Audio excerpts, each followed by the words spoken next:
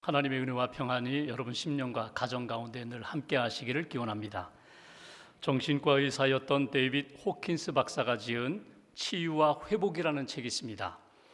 그 책에서 저자는 인간의 몸과 마음과 영혼이 가지고 있는 에너지의 힘을 수치화해서 알기 쉽게 설명했습니다. 가장 낮고 부정적인 에너지의 수치를 0으로 보았고, 가장 높고 긍정적인 에너지의 수치를 1000으로 보았습니다.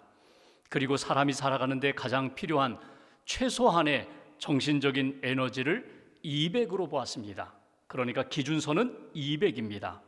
만약 200에 미치지 못하면 사람이 무기력해지고 집중력을 상실하고 생활에 생기가 없다는 것입니다. 몸에 질병이 찾아오면 그 병은 점점 악화된다는 것입니다.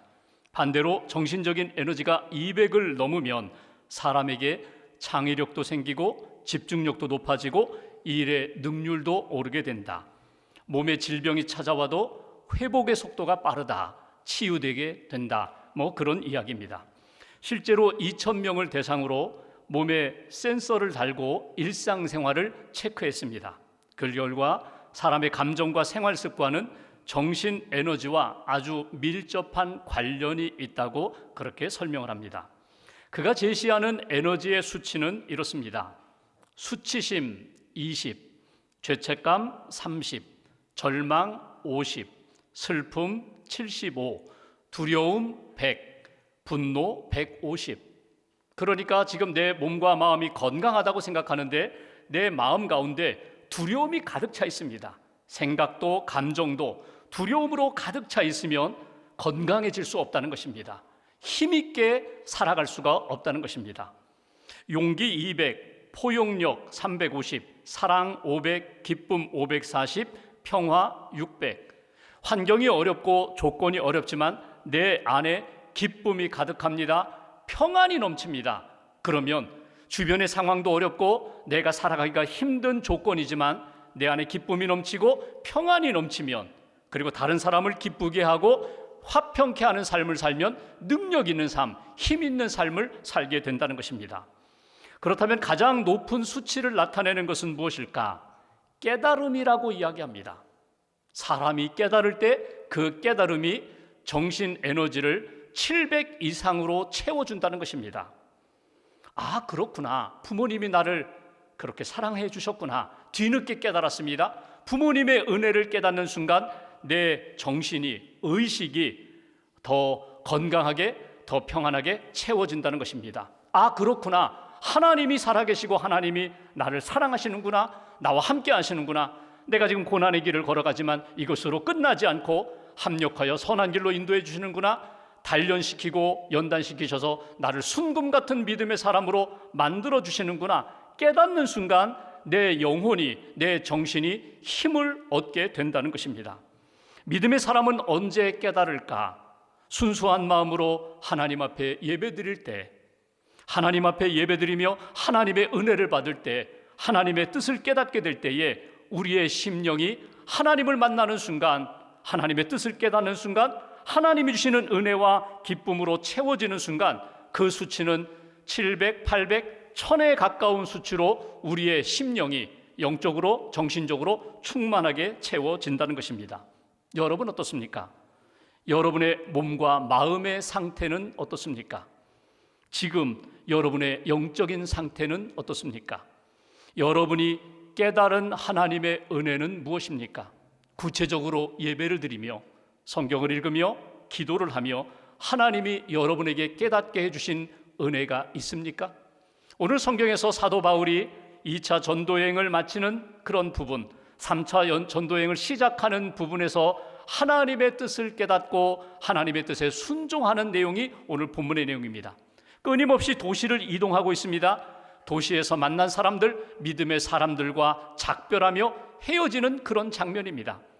그가 붙잡고 있는 것은 하나님의 뜻입니다. 하나님의 뜻이면 여기 더 머물러 있을 수도 있고, 하나님의 뜻이면 여기에서 떠나야 된다는 것.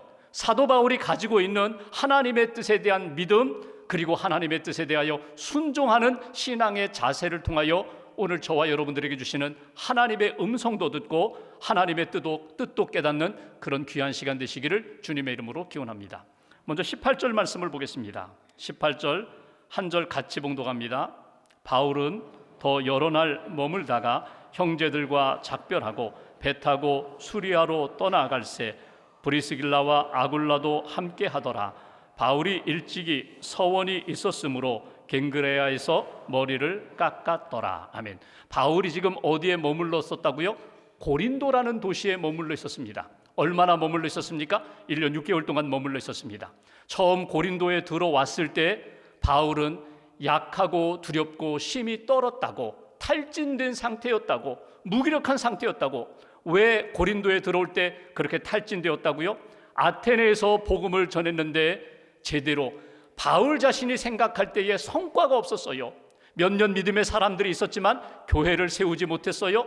그래서 본인 스스로 생각할 때 나는 실패자라고 생각하며 고린도에 들어왔습니다. 이렇게 낙심하며 무기력해졌을 때에 하나님이 이 사도 바울을 회복시켜 주십니다. 어떻게 회복시켜 주세요? 믿음의 사람을 만나게 하십니다. 사역의 열매가 있다는 소식을 듣게 하십니다. 그리고 환상 중에 구체적으로 바울을 만나 말씀을 주십니다. 두려워하지 말아라. 내가 너와 함께 하겠다. 너 입을 열어 담대히 복음을 전해라. 이 고린도 도시에 하나님의 백성이 많이 있다. 힘을 내서 끊임없이 복음을 전하라고. 그래서 바울이 아굴라 브리스길라와 함께 천막을 만들면서 때를 따라 계속해서 복음을 전해요. 복음을 전하면서 힘을 얻게 됩니다. 회복이 돼요. 우리가 읽진 않았지만 오늘 본문 앞에 보면은 그 지역에 총독이 부임하게 됩니다. 새로운 총독이 부임하자 유대인들이 사도 바울을 제거하고자, 죽이고자 고발을 해요. 재판 과정을 보면은 바울이 추방을 당하든지 아니면 감옥에 갇히는 그런 상황 가운데 있는데 하나님의 은혜로 오히려 무죄 석방하게 됩니다. 자기가 복음을 전하는데 이제 장애물이 없어요. 누구도 핍박할 수가 없어요. 유대인도 핍박할 수가 없어요. 오히려 고린도 교회 성도들이 많아지고 교회가 세워지고 교회가 영적으로 부흥하고 너무너무 좋은 때예요. 그런데 1년 6개월 지났을 때에 하나님이 바울에게 이 마음을 주십니다. 이제는 떠날 때가 되었다. 그래서 떠나고자 하는 거예요. 떠날 때 누구와 함께 떠났다고요? 아굴라 브리스길라와 함께 이제는 하나님이 자기를 보낸 그 안디옥으로 다시금 돌아가는 여정이에요. 돌아가는 여정 가운데 오늘 18절에 보면 눈에 띄는 구절이 하나 있습니다. 다시 한번 18절 보시면 바울이 일찍이 서원이 있었으므로 갱그레아에서 머리를 깎았더라. 바울이 일찍이 서원한 적이 있었다는 거예요.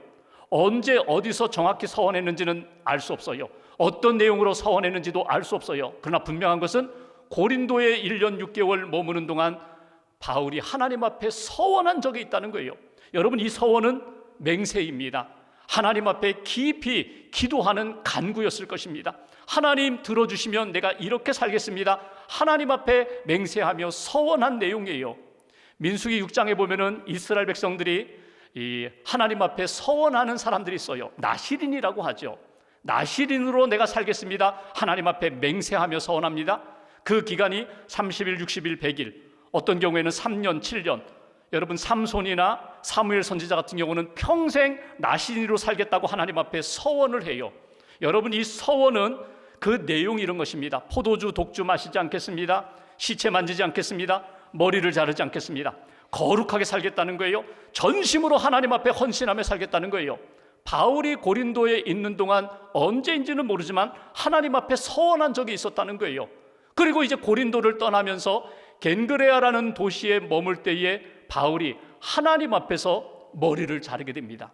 여러분, 이 머리를 잘랐다는 의미가 어떤 의미일까? 정확히는 알 수가 없지만 학자들은 두 가지로 이야기합니다. 하나는 내가 하나님 앞에 서원하며 1년 6개월 동안 고린도에 머물렀는데 내가 하나님 앞에 맹세하며 서원한 대로 하나님이 응답을 주셨다, 인도해 주셨다. 감사함으로 하나님 앞에 고백하며 감사함으로 예배드리는 의식, 그러면서 머리를 잘랐다는 거예요. 또 하나의 의미는 다시 한번 하나님 앞에 결심을 하는 거예요. 내가 하나님 앞에 힘들고 지쳤을 때 서원하며 기도할 때 응답해 주신 하나님, 내가 다시 한번 새롭게 결심을 합니다. 결단합니다. 나를 붙들어 주세요. 내 삶에 새로운 일들로 인도해 주세요. 하나님 앞에 감사하며 동시에 고백하며 결심하는 것이 오늘 사도 바울의 머리를 자른 사건이에요. 오늘 하나님 앞에 서원했다, 하나님 앞에 믿음으로 새롭게 결심했던 모습을 보면서 우리에게 주시는 첫 번째 메시지가 있어요. 여러분, 오늘 예배 드리면서 우리가 하나님의 은혜를 받습니다. 사랑을 다시 한번 체험합니다. 그런데 예배하는 이 시간에 지난 시간들 나와 함께 하신 하나님, 내 기도 응답해 주신 하나님에 대하여 감사할 뿐만 아니라 하나님, 내가 주님 뜻대로 살겠습니다, 하나님만 붙잡겠습니다, 하나님 나와 함께 해달라고 믿음으로 새롭게 다시 한번 결심하고 결단하는 귀한 시간 되시기를 주님의 이름으로 기원합니다. 첫 번째 메시지, 믿음의 결심이 나에게 필요하다는 거예요. 믿음으로 결단하며 사도 바울처럼 하나님 앞에 그 뜻을 순종하면서 나아가는 믿음의 인생 여정이 되어야 한다는 거예요. 여러분, 바울이 고린도에서 사역할 때 얼마나 힘들었는지 몰라요. 고린도 사람들 물질적으로 부유합니다. 그러나 타락한 사람들, 그들에게 복음을 전하는 것 쉽지 않아요. 오해도 받았고 참 힘든 시간이었지만 하나님 앞에 약속하고 기도할 때 하나님이 어떻게 붙들어오셨어요? 믿음으로 붙들어오셨어요. 복음을 증거할 때마다 교회가 아름답게 성장했고 성령의 은혜와 은사를 경험했던 것이 고린도 교회입니다. 하나님이 지금까지 나에게 이런 은혜를 주셨다면 앞으로 나의 인생도 하나님이 붙들어 주실 줄 믿습니다. 다시 한번 결심하고 믿음으로 결단했던 사도 바울의 그 믿음의 결심, 결단, 오늘 저와 여러분들에게 필요하다는 거예요. 여러분, 머리를 언제 자르시나요? 언제 이발하시나요? 미용실에 가고 이발소에 언제 가세요? 때가 되면, 머리가 길면 우리가 이발소나 미장원에 가서 머리를 이렇게 다듬고 깎습니다. 때로는 아직 갈 때가 되지 않았는데 마음이 심란해요. 요즘 어수선해요. 좀 이발이라도 하고 미장원에 가서 머리도 다듬고 새롭게 좀 단장해야겠다. 그러면서 우리가 미장원에 가잖아요. 가서 머리를 자릅니다. 머리카락이 뚝뚝 떨어지는 것을 보게 돼요. 그러면서 마음 가운데 이런 결심을 하잖아요. 새로운 출발을 하자, 새로운 마음다짐으로 새롭게 시작하자, 이런 결정을 하잖아요. 오늘 갱그레아에서 사도 바울이 머리를 자르는 모습을 한번 상상을 해보십시오. 묵상을 해보십시오. 바울은 어떤 마음으로 머리를 잘랐을까? 머리를 깎았을까? 아마도 이런 마음이 아니었을까? 하나님, 제가 지금 붙잡고 있는 것 가운데 털어버려야 할 것들, 내려놓아야 할 것들, 끊어야 할 것들이 있다면 제가 이 시간 하나님 앞에 믿음으로 결단하며 결심합니다. 내려놓게 해주세요. 내 안에 계속 꿈틀거리는 인간적인 생각들, 인간적인 욕망들, 인간적인 자랑들, 때로는 내 삶에 있었던 수치스러운 일들, 죄책감들, 이 모든 것들 다 내려놓습니다. 하나님, 포기할 줄 알게, 내려놓을 줄 알게 주님 붙들어 주세요. 저는 이렇게 표현하고 싶어요. 권리 포기. 내 안에 자랑하고 싶고 끊임없이 붙잡고 싶었던 이 모든 것들을 사도 바울이 갱그레아에서 다 포기하고 내려놓았다는 거예요. 이것이 유익하지 못하고 이것이 하나님의 뜻에 걸림돌이 된다면 내가 기꺼이 내려놓겠습니다. 이 믿음의 결심과 결단이 있었기에 하나님의 놀라운 역사를 사도 바울이 경험할 수 있었다는 거예요. 여러분, 쉽지 않아요. 하나님의 뜻 가운데 사는 것, 하나님 앞에 쓰임받는 인생 쉽지 않아요. 그러나 포기하지 않고 주님만 붙잡고 세상의 것들을 내려놓고 오직 주님만, 오직 주님의 뜻만 붙잡고 살겠습니다. 사도 바울의 이 결심이 결국 사도 바울로 하여금 끝까지 주의 일을 감당케 한 것처럼 오늘 저와 여러분들이 기도하고 예배하며 말씀 들으며 내가 내려놓아야 할 것이 무엇인가, 내가 자랑하는 것 가운데 하나님 앞에서 내려놓아야 할 것들 다시 한번 깨닫고 주님 앞에 내려놓을 때, 포기할 때에, 끊어버릴 때 하나님의 은혜 가운데 여러분들을 선하고 의로운 길로 인도해 주시는 능력의 역사를 체험하게 될 줄 믿습니다. 그런 은혜가 저와 여러분들 가운데 다시 한번 체험되기를 주님의 이름으로 기원합니다. 두 번째로 19절 말씀 보실까요? 제가 봉독합니다. 에베소에 와서 그들을 거기 머물게 하고 자기는 회당에 들어가서 유대인들과 변론했다. 에베소에 도착했어요. 에베소에 올 때 누구랑 같이 왔다고요? 아굴라 브리스길라도 같이 왔어요. 20절 말씀 보실까요? 여러 사람이 더 오래 있기를 청하되 허락하지 아니하고, 에베소 사람이 보니까 바울도 좋아요, 아굴라 브리스길라도 좋아요, 함께 말씀을 나누고 은혜를 나누는 것이 너무나 좋아서 떠나지 마세요, 여기 조금 더 계세요, 조금 더 계세요, 더 오래 머물기를 요청했습니다. 그런데 바울이 거절합니다. 21절 같이 봉독합니다. 작별하여 이르되 만일 하나님의 뜻이면 너희에게 돌아오리라 하고 배를 타고 에베소를 떠나. 여러분 생각해 보십시오. 자기를 환영하는 사람들이에요. 자기는 복음을 전하는데 복음을 받아들이는 사람들, 그리고 함께 은혜를 나누고자 하는 그 사람들을 뒤에 두고 떠났다는 거예요. 여기 주목할 구절이 있습니다. 만일 하나님의 뜻이면. 이게 바울의 중심이에요. 만일 하나님의 뜻이면 내가 여기 더 머물러 있었을 텐데 하나님이 거기에 마음을 두지 않으셨다는 거예요. 하나님의 뜻이 나로 하여금 다시 안디옥에 가서 보고하고 다시금 선교 사역을 떠나는 것이 하나님이 내게 주신 사명이기에 저는 떠날 수밖에 없습니다. 하나님의 뜻이면이라는 표현이 저는 마음 안 바뀝니다. 저는 떠나기로 결심했습니다. 인간적인 생각이 아니에요. 어찌 보면은 바울의 마음은요, 머물고 싶은 것이 더 커요. 이 근거를 보면은요, 아굴라 브리스길라 지금 고린도를 떠나 에베소에 왔어요. 안디옥까지 같이 갈 상황인데 오늘 바울이 아굴라 브리스길라를 에베소에 그냥 머물게 합니다. 그러면서 만일 하나님의 뜻이면 제가 다시금 돌아오게 될 것입니다. 바울의 소원과 기대가 있어요. 하나님의 뜻 가운데 다시 돌아와서 여러분들을 만나고 싶다는 거예요. 실제로 역사를 보시면 나중에 바울이 에베소에 와서 3년을 더 머물게 됩니다. 가장 오래 머문 도시가 됩니다. 그동안 아굴라 브리스길라가 바울을 대신하여 양육을 합니다. 복음을 전합니다. 교회를 든든히 세워가는 역사를 우리가 성경의 역사, 기독교 역사에서 볼 수가 있어요. 바울의 이 마음 중심을 여러분 꼭 붙잡으세요. 하나님의 뜻이면 저는 갑니다. 하나님의 뜻이면 저는 다시금 돌아올 수 있습니다. 하나님의 뜻이면 상황이 어떠하든지 저는 그 뜻에 순종하는 인생입니다. 이것이 바울의 고백이에요. 두 번째 우리에게 주시는 메시지가 있습니다. 나를 향한 하나님의 뜻을 여러분 깨달으셔야 돼요. 하나님의 뜻을 분별하셔야 돼요. 그리고 이것이 분명히 하나님의 뜻이라고 확신이 올 때 그 뜻만 붙잡고 믿음으로 순종하는 인생, 그것이 바울의 인생이었고 믿음의 사람들 신앙의 여정이 되어야 한다. 여러분, 나의 계획이 있습니다. 내 생각도 있습니다. 내 감정도 있습니다. 그런데 하나님의 뜻 앞에서 내 생각과 뜻과 계획은 내려놓고 오직 하나님의 뜻, 하나님의 계획, 하나님의 인도하심을 따라 살아가는 것이 믿음의 인생이에요. 내 뜻대로 마옵시고 아버지의 뜻대로 되기를 합니다. 때로는 준비되지 않았다고 생각하는데, 때로는 전혀 상상하지도 못했던 상황인데 그 뜻대로 나를 부르시면 순종하며 가는 거예요. 하나님이 주신 마음, 주신 말씀, 주신 성령의 감동이 있으면 선한 뜻 붙잡고 걸음을 옮기는 거예요. 믿음으로 그 길을 가는 거예요. 가다 보면 하나님이 맞다, 이게 하나님의 뜻이구나, 이게 하나님이 되게 원하셨던 것이구나, 내가 확신을 갖게 되고 체험을 하게 된다는 거예요. 사도 바울의 인생 여정 보십시오. 바울이 2차 전도여행 다니면서 자기 뜻대로 되었는가요? 아시아에서만 복음을 전하려고 했는데 꿈속에 환상을 통하여 유럽에서 마게도냐 사람이 건너와서 우리를 도우라고, 그래서 하나님의 뜻이라고 믿고 유럽으로 건너가 빌립보에서 데살로니가에서 복음을 전했잖아요. 내 뜻이 아닙니다. 바울이 분명히 믿음으로 고백합니다. 하나님의 뜻이 분명하다면 저는 그 뜻대로 갈 수밖에 없습니다. 저는 순종하겠습니다.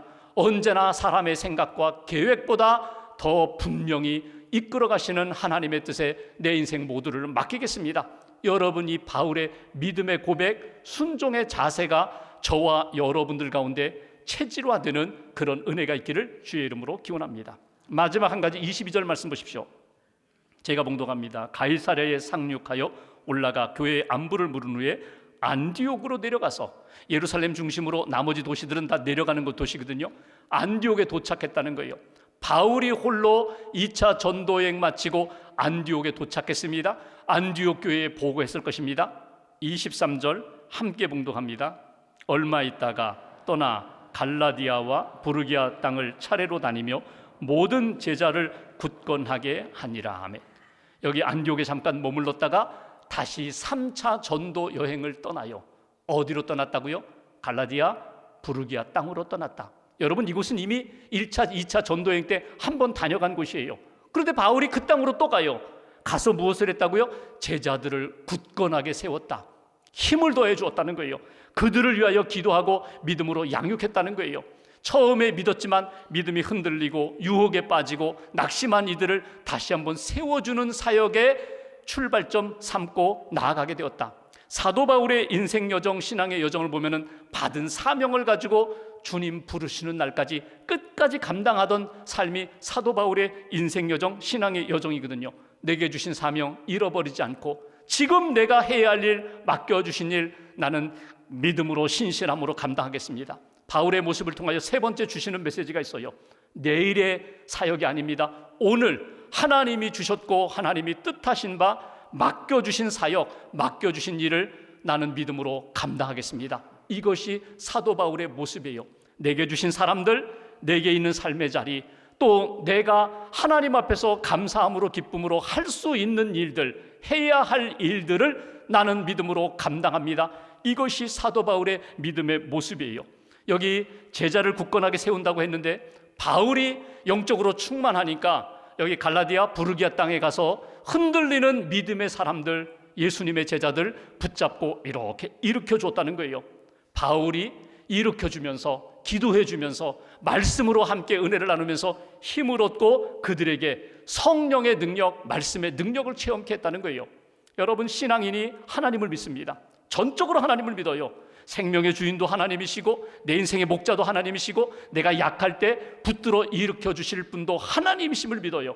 하나님이 우리를 그렇게 창조하셨습니다. 내가 인생을 살아가면서 때로는 병원을 가고 때로는 약도 먹고 때로는 영양제도 먹지만 하나님이 내 몸에 좋은 것들을 많이 이미 채워주셨어요. 좋은 호르몬들을 주셨어요.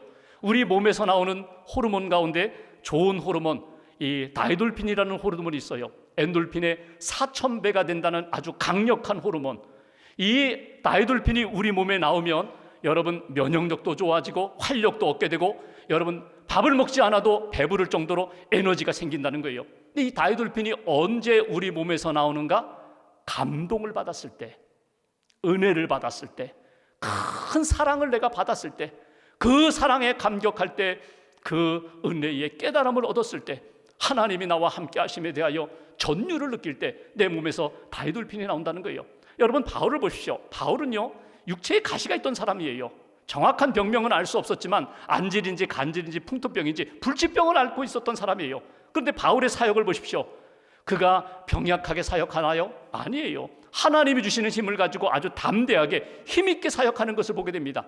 어떤 힘이에요? 하나님이 주시는 힘이에요. 하나님이 주시는 영적인 힘이 있으니까 자기도 믿음으로 서고 연약한 사람들 믿음으로 세워주는 그 귀한 사역을 감당하는 모습을 보게 됩니다. 한 주간 동안 여러분 오늘 21절 말씀, 만일 하나님의 뜻이면 이 말씀 붙잡고 묵상하시면 좋겠어요. 이 말씀 앞에서 나 자신을 점검해 보시면 좋겠어요. 하나님의 뜻이면 세상이 뭐라고 하든 저는 그 뜻대로 하겠습니다. 하나님의 뜻이면 저는 하나님께서 나는 가고 싶다고 하는데 머물라고 하시면 제가 여기 머물겠습니다. 하나님의 뜻이면 한 사람 한 영을 붙잡고 제가 주님의 이름으로 섬기겠습니다. 기도하겠습니다. 사랑하겠습니다.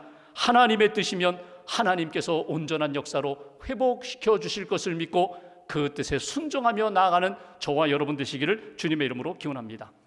여러분, 우리가 인생을 살아가면서 하나님 앞에 꿈꾸는 것들이 많이 있어요. 하나님 좀 이렇게 해주세요.